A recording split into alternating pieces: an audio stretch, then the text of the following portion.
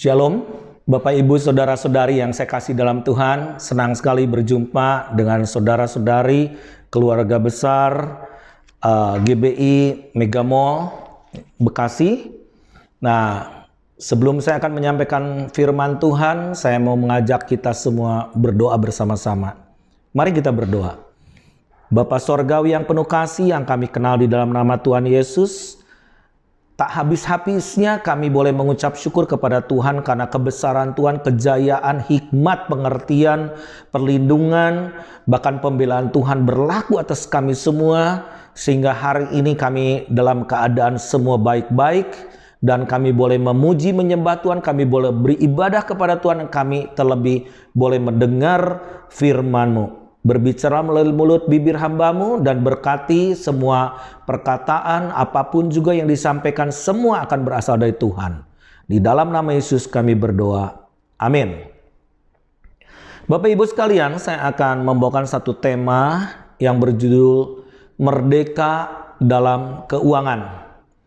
Nah, sampai hari ini kita masih ada dalam satu situasi pandemi COVID-19 yang tidak ada seorang pun yang dapat memprediksi kapan ini akan berakhir.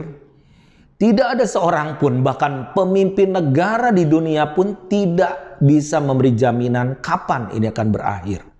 Bahkan kita melihat ada tanda-tanda krisis secara ekonomi sedang mengglobal, dan ini merupakan satu tsunami besar yang akan datang ke seluruh dunia. Nah, bagaimana kita menyikapi situasi seperti ini, dan bagaimana sebagai anak-anak Tuhan kita boleh melihat perspektif firman Tuhan dengan kacamata Tuhan, dan kita boleh mendengar suara Tuhan di dalam era seperti ini. Dan apakah kita mempercayai Tuhan dalam segala perkara, dan apakah kita yakin bahwa Tuhan itu masih memegang kendali dalam berbagai situasi. Nah, saya mau fokus dalam hal ini berbicara masalah bagaimana how to manage, bagaimana memanage masalah keuangan, dan bagaimana kita bisa mengalami kemerdekaan di dalam hal itu. Nah, kalau kita membaca di dalam Matius 6 ayat 24, coba kita baca bersama-sama. Matius 6 ayat yang ke-24. Firman Tuhan berkata seperti ini, tak seorang pun dapat mengabdi kepada dua tuan. Karena jika demikian, ia akan membenci yang seorang dan mengasihi yang lain. Dan ia akan setia kepada seorang dan tidak mengindahkan yang lain. Kamu tidak dapat mengabdi kepada Allah dan kepada Mammon. Firman Tuhan ini begitu sangat jelas. Kecemburuan Tuhan melalui satu ilah yang menjadi kompetitor Tuhan. Itu bukan iblis, itu bukan kuasa gelap, tetapi kompetitor Tuhan itu Mammon. Mammon ini berbicara mengenai uang. Nah, orang yang lebih banyak memiliki mammon ini, memiliki uang ini, seringkali dianggap sukses oleh kebanyakan orang. Dan orang menilai bahwa orang yang sukses itu orang yang memiliki banyak uang.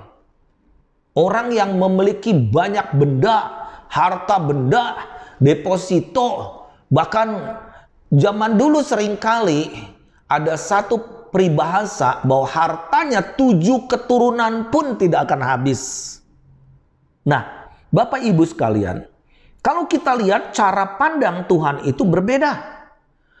Jadi sehingga kita harus melihat suatu standar daripada firman Tuhan kembali kepada standar daripada perkataan Tuhan sendiri, sikap Tuhan kepada Mammon ini. Jadi kalau kita lihat sebetulnya posisi iblis itu ada di belakang Mammon. Banyak orang berpikir berhala itu sesuatu yang disembah. Berhala itu adalah sesuatu yang dialahkan, sesuatu yang diilahkan, sesuatu yang diagungkan. Tetapi sesungguhnya seringkali ilah atau dewa itu ada di dalam pikiran kita, bahkan ada di kantong kita. atau ada di dalam kehidupan kita sehari-hari. Nah, firman Tuhan di dalam 1 Timotius 6 ayat 7 sampai ayat 10. 1 Timotius 6 ayat 7 sampai ayat 10, firman Tuhan berkata seperti ini. Sebab jika kita tidak membawa sesuatu apa ke dalam dunia, dan kita pun tidak dapat membawa apa-apa keluar. Asal ada makanan dan pakaian cukuplah. Tetapi mereka yang ingin kaya, terjatuh ke dalam pencobaan, ke dalam jerat, dan ke dalam berbagai-bagai nafsu, yang hampa dan yang mencelakakan, yang menenggelamkan manusia ke dalam keruntuhan dan kebinasaan.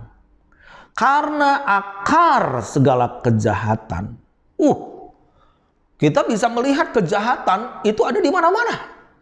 Kejahatan itu bisa berupa kriminalitas, ya, kesadisan daripada orang, perilaku manusia. Tetapi di sini dikatakan akar segala kejahatan ialah cinta uang. Sebab oleh memburu uanglah beberapa orang telah menyimpang dari iman dan menyiksa dirinya dengan berbagai-bagai duka. Wow. Saya merenungkan ayat ini begitu dalamnya, khususnya ketika kita memasuki masa pandemi COVID-19 ini yang sudah berlangsung 1,5 tahun ini. Dikatakan akar segala kejahatan ialah cinta uang. Tanpa uang kita tidak bisa beli apa-apa. Tanpa uang pun kita akan sengsara, jujurnya. Tanpa uang kita tidak dapat mempunyai hak apapun juga. Sampai sekarang kita mau beli obat, mau vaksin sekalipun, tetap kita butuh ongkos. Tetap kita butuh biaya. Nah, tetapi firman Tuhan bukan berbicara soal uangnya itu. Akar kejahatan itu adalah cinta uang. Kalau cinta berarti dia bisa mementingkan hal itu lebih dari segalanya dan menempatkan dia yang paling utama. Sebab oleh memburu uanglah beberapa orang telah menyimpang dari iman dan menyiksa dirinya dengan berbagai-bagai duka. Wow, ketika kita memburu, menyembah, worship mamon, maka kita ini akan menyiksa diri kita dengan berbagai-bagai duka. Nah, Bapak Ibu sekalian, kita mungkin sekarang mengikuti berita yang menghebohkan hari-hari ini. Yaitu ada seorang anak pengusaha kaya yang menghibahkan uang sebesar 2 triliun ya kepada Kapolda di Sumatera Selatan. Ya, kita lihat semua ini jadi viral, semua memperhatikan, termasuk saya jujurnya.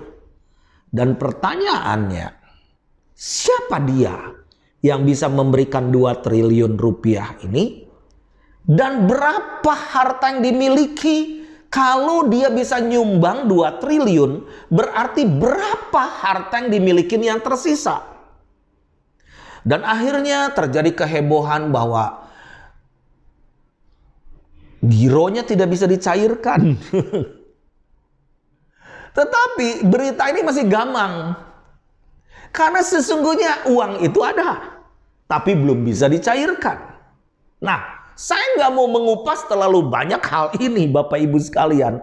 Tetapi di balik semua kejadian ini apa yang sedang terjadi? Kenapa ada seseorang yang bisa menyumbangkan uang lebih hebat daripada Bill Gates? Ya, daripada orang-orang yang benar-benar suka memberi itu. Dan bagaimana semudah itu orang menyerahkan uangnya itu. Yang ternyata saya nggak tahu kasusnya jadi bagaimana. Tetapi ini yang pasti menjadi berita viral ke dunia, ke seluruh dunia. Nah, apakah ini akan jadi cair atau tidak?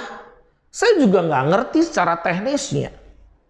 Tetapi kita lihat di balik segala perkara ini, bahwa semua membutuhkan uang. Tetapi ada orang yang memberi. Tetapi apakah ini kejadian atau enggak? Bagaimana cara pengelolaan uang ini? setelah dihibahkan?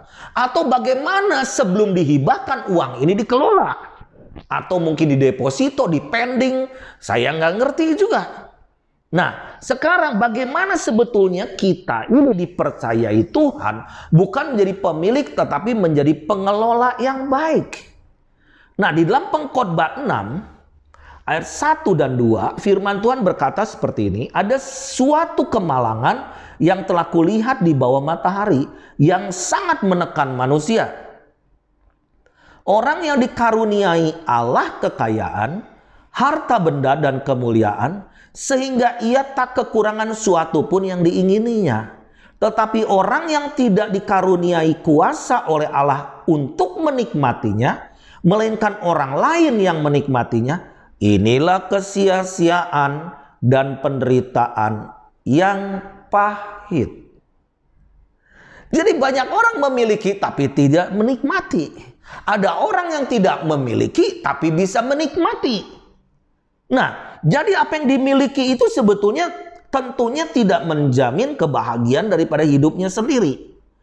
Contoh, gak jauh-jauh saya pribadi. Saya muncul dari seorang muda yang begitu sukses. Banyak sekali kekayaan. Saya punya pabrik cukup besar, karyawan bisa di bawah usia 20 tahun ada 1.800 karyawan, dan saya memiliki banyak uang, sirkulasi uang di saya itu besar sekali. Dan dalam kemudaan saya dicukupi dengan harta yang berkelimpahan. Jadi saya mengerti kelimpahan. Dan di dalam kelimpahan saya mengerti keterbatasan. Tetapi saya juga pernah mengalami, nggak hanya sekali, sangat berkekurangan. Bukan hanya berkekurangan lagi, sangat berkekurangan. Dan bagaimana pahitnya seseorang yang sangat berkekurangan itu. Dan kalau saya hidup jauh dari Tuhan, saya akan cepat frustasi. Saya mungkin inginnya hanya mengakhiri hidup saya saja. Dan itu akan selesai urusannya. Saya pikir seperti itu. Sehingga saya juga berniat untuk apa hidup ini. Lebih baik saya mengakhiri hidup saya. Tetapi saat ini Bapak Ibu sekalian, saya tidak berkelimpahan hebat. Saya juga tidak berkekurangan. Tetapi saya mengalami satu fase yang mana berkecukupan. Saya tidak pernah minta makanan kepada orang. Saya tidak pernah kirim proposal untuk kehidupan saya bahwa saya kurang ini, kurang itu, tidak. Dan Tuhan selalu mencukupi dan indah pada waktunya. Itu firman Tuhan. Jadi saya memasuki fase ini hal yang gak mudah. Dulu saya berkelimpahan, tetapi saya tidak bisa memberi. Saya kalau memberi harus menghitung. Bahkan dulu saya punya pekerjaan yang begitu hebat, tetapi saya tidak mungkin bisa jalan-jalan ke kota-kota dengan untuk menabur benih. Itu saya nggak bicara soal orang lain. Bahkan Bapak Ibu sekalian, dulu saya pergi ke luar negeri bisa setengah hari. Setengah hari ke luar negeri, meskipun ke Eropa saya cuma setengah hari atau 1 hari, dan saya harus pulang kembali ke rumah karena dengan banyak urusan, banyak sekali urusan. 2 hari di sana saya akan rugi, 3 hari akan rugi, 1 minggu saya akan merasa rugi besar untuk meninggalkan semua yang menjadi roda keuangan saya itu. Nah, Bapak Ibu sekalian, bagaimana untuk kita bisa berkecukupan adalah kita harus mengkondisikan diri kita dengan standar Tuhan. Bagaimana karakter Kristus itu ada pada kita, dan Kristus itu tidak pernah memperkaya dirinya. Dan firman Tuhan katakan jangan cepat ingin menjadi kaya, karena itu awal kejatuhan kita. Di dalam Amsal 19 ayat 17, firman Tuhan berkata begini, siapa menaruh belas kasihan kepada orang yang lemah, memiutangi Tuhan, dan yang akan membalas perbuatannya itu. Jadi maksudnya apa ini? Bapak Ibu sekalian, di dalam Tuhan, yang Tuhan perhitungkan bukan yang ada pada kita, tetapi apa yang kita beri kepada orang yang tepat, kepada waktu yang tepat, kebutuhan yang tepat. Dan itu seperti satu ladang, yaitu yang disebut ladangnya Tuhan, di mana ladang Tuhan yang paling baik adalah di sini orang-orang yang lemah. Kita bisa menjadi orang baik, tapi belum tentu kita orang yang menjadi orang yang berbelas kasihan. Itu beda. Orang baik itu banyak, filantropis, apa gimana kita dapat kekayaan supaya kasih sedikit untuk orang-orang yang berkekurangan karena aku kelimpahan harta. Tetapi kalau belas kasihan kita digerek oleh hati Tuhan untuk melakukan sesuatu, menolong orang-orang yang benar-benar sedang menjerit, dan orang-orang sedang berteriak kepada Tuhan. Bagaimana tahu orang itu menjerit dan berseru kepada Tuhan memohon pertolongan? Tuhan memberikan Roh Kudus di dalam kita. Ini orang benar atau tidak? Ini orang benar membutuhkan atau tidak? Makanya kita perlu menjalin persahabatan dulu. Menjalin persahabatan melalui Mamon. Makanya bagaimana kita bisa menjalin persahabatan? Maka kalau menjalin persahabatan, orang itu tidak akan berniat menipu kita. Dan gak pernah rugi kalau kita bisa menolong orang yang lemah. Nah, jadi uang atau Mamon itu tergantung ada di tangan siapa. Tergantung pemiliknya kemana harus mengalir. Bapak Ibu sekalian, di dalam Pengkhotbah 5. Pengkhotbah 5 ayat 10 dan 11. Atau ayat 9 dan 10 ya. Siapa yang mencintai uang tidak akan puas dengan uang. Dan siapa mencintai kekayaan tidak akan puas dengan penghasilannya. Ini pun sia-sia. Dikatakan cinta uang tidak akan puas dengan uang. Cinta kekayaan tidak akan puas dengan penghasilannya. Kita bercita-cita untuk bisa mendapat 1 miliar. Di akhir tahun kita mendapat 1 miliar. Pasti kita tidak akan puas dengan 1 miliar. Tahun ke depan harus 2 miliar. Tahun kedepannya harus sekian miliar lagi. Nah, jadi selalu ada goal setting di mana kita harus menambah sesuatu untukku. Untuk kita semua. Nah, di dalam ayat yang ke-10 dikatakan begini. Dengan bertambahnya harta, bertambah pula orang-orang yang menghabiskannya, dan apa keuntungan pemiliknya selain daripada melihatnya. Saya pernah diminta oleh seorang teman untuk mendoakan. Kenapa?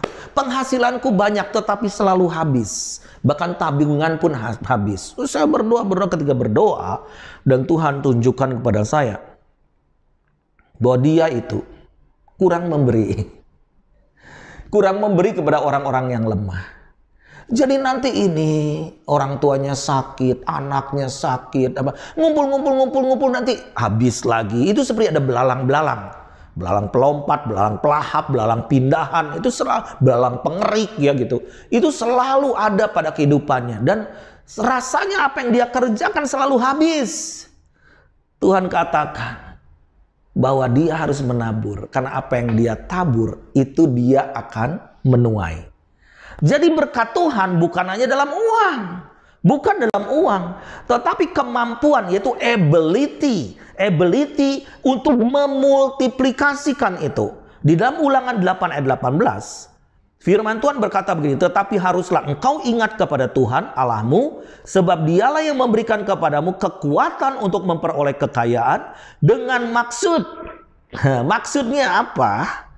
Untuk meneguhkan perjanjian yang diikrarkannya dengan sumpah kepada nenek moyangmu. Seperti sekarang ini. Wow, jadi Tuhan itu akan melakukan sesuatu sesuai dengan firman Tuhan, dan Tuhan tidak akan menyangkali, tidak akan menyalahi, tidak akan keluar daripada hukum-hukumnya sendiri.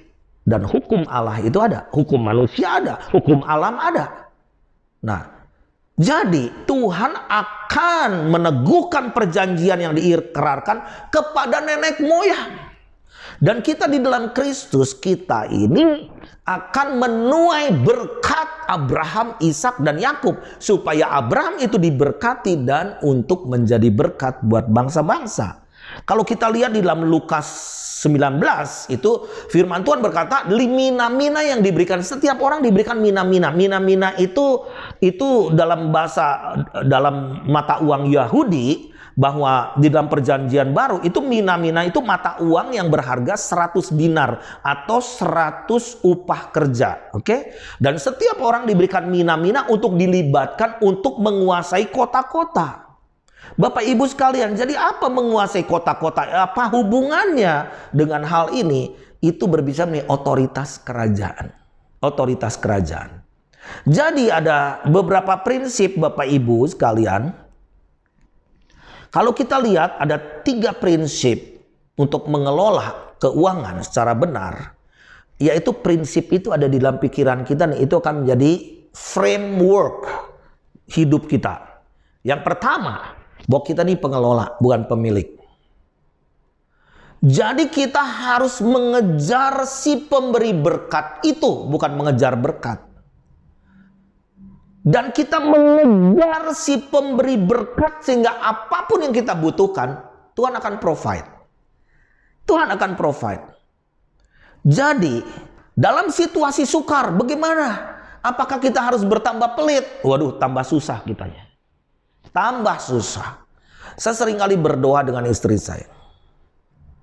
Kok banyak sekali di lingkungan keluarga, baik istri, banyak yang membutuhkan sakit, yang meninggal, yang ini dan sebagainya. Dan mereka dalam keadaan sulit.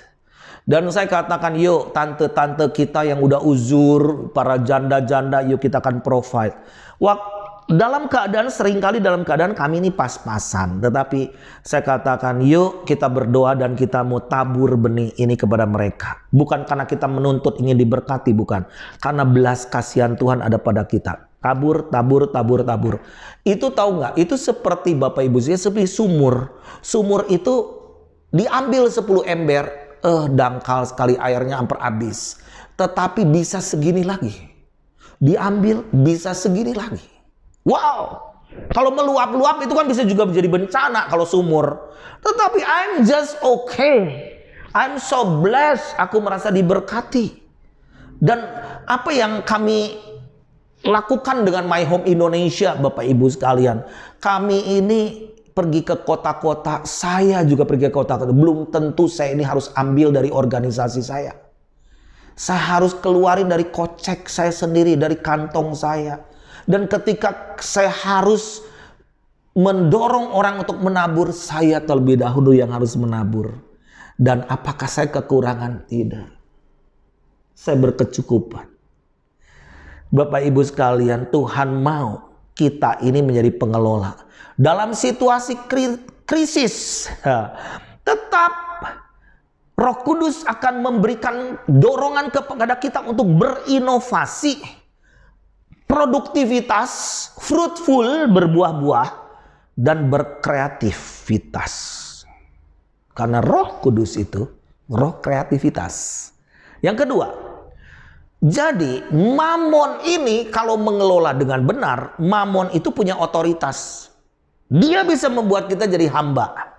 Dia bisa membuat dirinya, mamon itu menjadi dewa, menjadi Tuhan. Sampai kita nyembah-nyembah dia gitu. Nah, Bapak Ibu sekalian, kalau dunia melihat seberapa banyak yang dimiliki, tetapi firman Tuhan beda. Terlebih berkat memberi daripada menerima. Loh, ini gimana nggak masuk di akal? Memang firman Tuhan nggak bisa dicerna oleh akal. Karena dia Tuhan.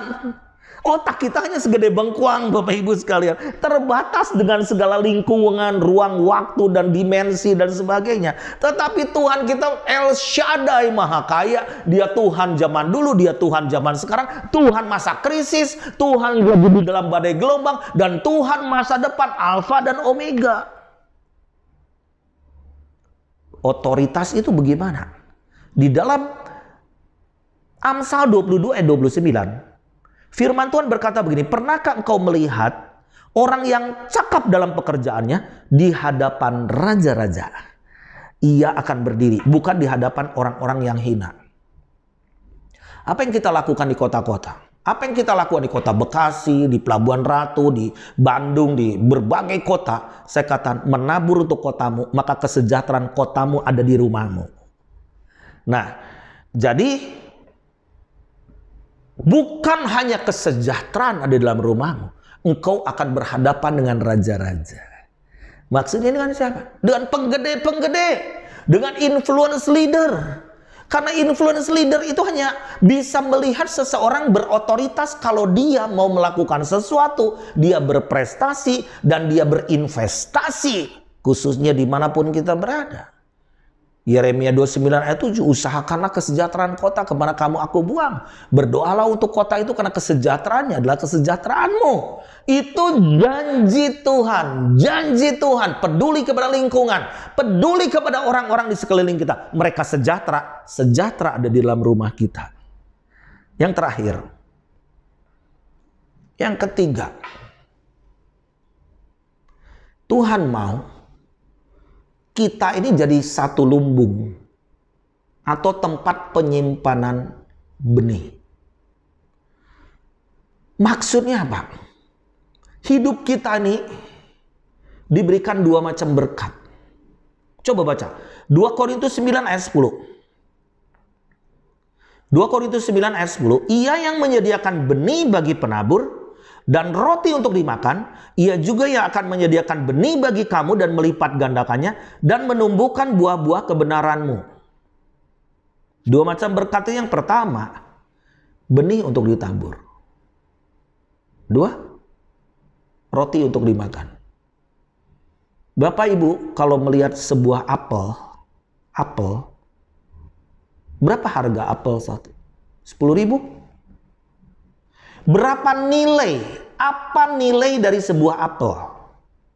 Nilai sebuah apel ada di dalam bijinya. Bijinya ditanam akan menumbuhkan tunas, pohon, bahkan ratusan buah apel yang lain. Jadi Bapak Ibu sekalian, kita ini harus menjadi penabur benih. Dan benih unggul itu ada di dalam kita. Daniel Panji harus menumbuhkan Daniel Panji lain. Bermultiplikasi. Dan itu akan menumbuhkan buah kebenaran. Tetapi juga ada berkat yaitu roti untuk dimakan. Maksudnya jaminan El Shaddai, Allah yang mencukupi sebelum kebutuhan itu terjadi. Jadi apapun yang kita butuhkan hari ini, apapun anak kita yang kita butuhkan, kalau kita berjalan di dalam firman Tuhan, tidak ada kekhawatiran. Tuhan akan cukupkan. El Shaddai, Shad itu adalah air susu ibu dari ketika seorang anak kecil yang membutuhkan makanan, dia nggak bisa diberi makanan keras, tetapi makanan itu muncul dari sang ibu. Susu yang diberikan. Susu itu ada apa? Itu ternyata ada imunnya, ada antivirusnya yang dari ibu, vaksinnya, nutrisinya, semuanya lengkap. Nah, Tuhan akan menggendong kita sejak dari bayi sampai masa tua. Tuhan menggendong kita. Luar biasa. Bagaimana sekarang prinsip-prinsip ini menjadi penabur? Mungkin seringkali kita berpikir, loh kami juga sedang kekurangan, bagaimana kami akan menolong yang kekurangan sementara kami sendiri sedang dalam kesulitan. Bapak Ibu sekalian, kalau kesulitan, semua orang juga pasti punya kesulitan. Coba dicek kesulitan kita satu-satu, pasti semua ada. Orang kaya, orang miskin sekalipun. Tetapi Tuhan berprinsip gini. Apa yang ada padamu? Ketika 5.000 laki-laki dalam keadaan kelaparan. Murid-muridnya sudah berpikir masalah besar. Tidak ada uang, tidak ada warung. Bagaimana kita bisa memberi makan kepada mereka? Dan ini akan menjadi bencana. Bisa terjadi chaos, riot, masyarakat ngamuk, lapar, tidak ada makanan. Dan Yesus berkata, kamu yang harus memberi mereka makan. Untung ada seorang anak kecil di mana memiliki 5 roti 2 ikan, diambil 5 roti 2 ikan, tentunya anak kecil tercengang. Wah, ini bekalku. Tetapi anak itu menyerahkan 5 roti 2 ikan itu untuk apa yang di dalam kekurangan itu yang Yesus lakukan. Dalam ketidaksepadanan, memadainya situasi, 5 roti 2 ikan hanya untuk anak kecil saja. Yesus mengangkat itu dan mengucap syukur. Ucapkan syukur apa yang ada pada kita. Dan bagi-bagikan itu. Bagi-bagikan itu. Bagi-bagikan itu. Saya beberapa kali pernah mengalami mujizat seperti ini sejak 10 tahun yang lalu, 15 tahun yang lalu, berapa tahun yang lalu. Selalu kalau saya waktu itu memobilisasi massa umat Tuhan untuk berdoa di satu stadion, makanan kurang. Makanan cuma 10.000, yang datang ini 30.000. Ada yang kita siapin 1.000, yang datang 2.500. Kita rapat, siapa yang salah? Mungkin yang salah adalah bagian daripada konsumsi. Bagian konsumsi mengatakan, mana budgetnya? Cuman ada segini. Waktu itu seringkali saya praktekkan, jangan saling menyalahkan. Kita angkat kekurangan ini di depan Tuhan, bersyukur. Tidak pernah saya ada demo orang kelaparan. Dalam konferensi, dalam gerakan, movement, prayer movement, dan sebagainya. Mereka happy. Dan saya katakan, kok itu masih ada sisa? Itu makanan kotak itu kok masih ada sisa? Kalian membaginya tidak rata kah? Enggak. Ini kan di pintu, semua orang yang keluar juga kami bagi. Loh, kursi kami sudah hitung. Mana bisa salah? Tapi buktinya Pak, semua makan. Buktinya ada yang sisa. Jangan coba pakai matematik kita, Bapak Ibu sekalian. Tuhan kita adalah Tuhan. Dia Maha Tahu. Anugerah yang terbesar dalam kita adalah kita bisa memberi daripada menerima. Grace.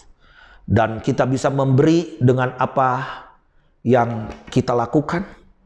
Anugerah yang dapat kita berikan. Anugerah, beri waktu, beri tenaga, beri pikiran, bukan hanya uang. Beri atensi, beri perhatian, beri pendidikan.